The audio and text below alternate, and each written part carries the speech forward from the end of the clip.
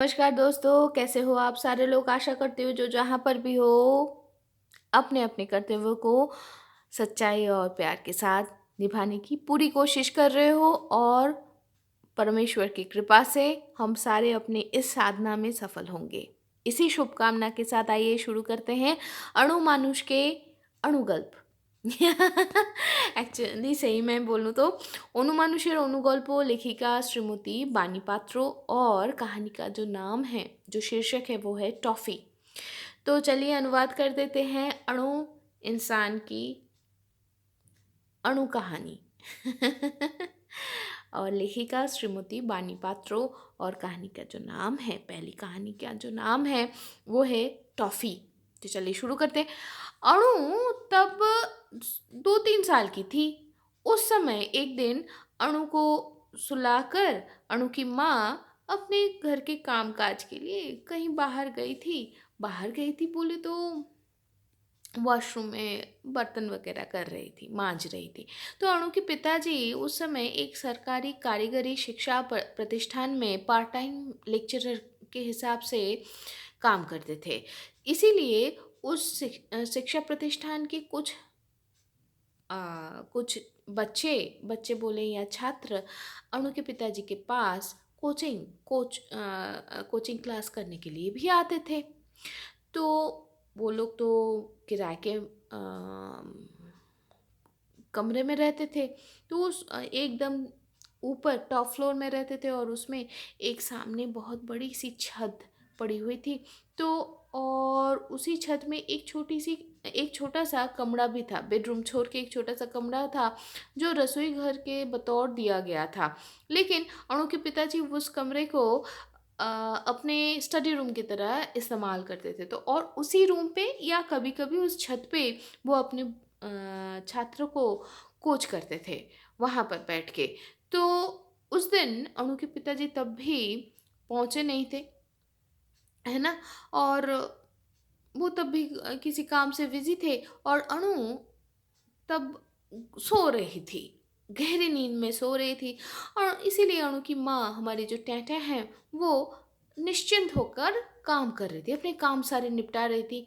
तो अचानक से अणु भयंकर रूप से रोना शुरू कर दी और अचानक से ऐसे रोना सुन के ही टेंटे तो जल्दी जल्दी दौड़ते हुए पहुंची। अरे क्या हुआ क्या हुआ? अरे वो तो सो रही थी, चुपचाप सो रही थी मेरी बच्ची, क्या हो गया? तो वो जहाँ तक आई तो वो देखी कि अणु अपने नन्ही सी वो हथेली को दिखा कर कहने लगी, मेरा मेरे नारो अप्पा कहाँ गई? मेरे नारो अप्पा, मेरे हाथों में ताना, मेरी नारू अप्पा कहाँ गई?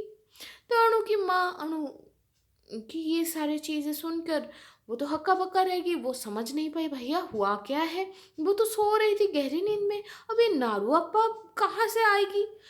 तो वो बोली, बेटा तू तो सो रही थी, कहाँ से मिलेगी ये नारू अप्पा? तेरे हाथ में नहीं था। नहीं मेरी नारू अप्पा नहीं है मेरे हाथों में, कहाँ गई?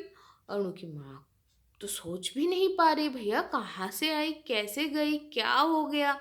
तो थोड़ी देर बाद अनु की माँ को, हमारी टेंटे को समझ में आ गई कि भैया वो सपना देख रही थी अणु, और शायद सपने में ही वो देखी होगी कि उसके हाथ हथेली में वो पकड़ी हुई है नारू अप्पा।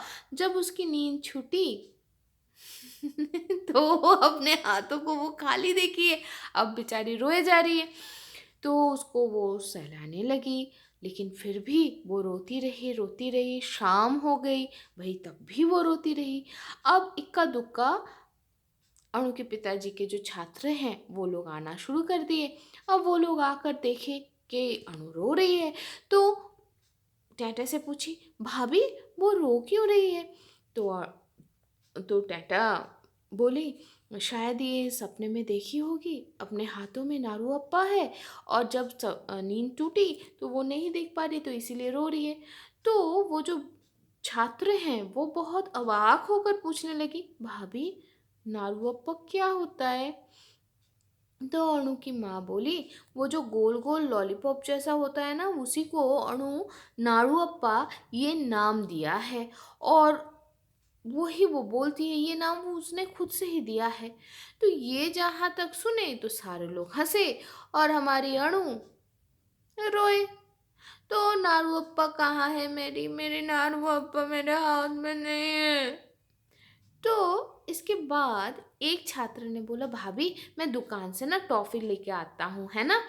ये बोलकर वो जल्दी से दौड़ते हुए गया और उसके लिए एक टॉफ़ी ला दिया। तो दुकान से थोड़ा बहुत 2-4 टॉफ़ी ला दिया।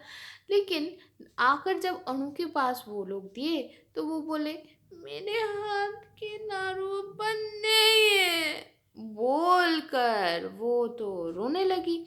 तो टेंटा तब अनु को बोली देखो बेटा अंकल लाए हैं ना आपके लिए टॉफ़ी, लेकिन दुकान में तो अभी नारू अप्पा नहीं है, इसलिए अंकल ने आपको टॉफ़ी लाके दी। इसके बाद जब नारू मिलेगा ना उस दुकान में तो अंकल आपके लिए लेके आएंगे, ठीक है। तो इसके बाद अनु वो टॉफ़ी अपने हथेली के हथेली की नन्हे सी मुट्ठी में ले ली और फिर वो चुप हो गई क्योंकि वो समझती है, माँ जब समझाती है ना तो वो समझती है। अनु के हथेली में अभी टॉफ़ी है, नारूअप्पा नहीं है। तो ये तो था नारूअप्पा की कहानी, टॉफ़ी की कहानी। और तो चलो ये देख लेते हैं ये नारूअप्पा होता क्या है, देख लें। ये होता है नारूअप्पा। तो आज के लिए यहाँ तक ही, है ना। तो आशा करती हूँ हम हमारे लाइफ में जो भी नारूअप्पा हैं अपने अपने उनको साकार कर पाएँ और हमारे जीवन में वो सिर्फ सपना बन के ना रह जाए। बच्चे हैं तो उनके सपनों के नारूअप्पा को तो टॉफ़ी से हम रिप्लेस कर सकते हैं और कभी कभी माता पिता या गुरुजन बन के उनकी नारूअप्पा तो उनको दिला सकते हैं, लेकिन जब हम बड़े हो जाते हैं तो अपने नारूअप्पा को खुद ही अर्जन करना पड़ता है। तो आज के लिए यहाँ तक ही। अपने अपने रूपकथाओं को साकार करने की प्रचेष्टा में, अपने अपने कर्तव्य को सफल करने की प्रचेष्टा में हम लोग सारे सफल रहें, परमेश्वर की कृपा रहे, यही हमारी शुभकामना शुभ आशा हम सबके लिए है क्षमता की रूप कथा की तरफ से। तो आज यहाँ तक ही, हम फिर मिलते हैं, तब तक के लिए टाटा।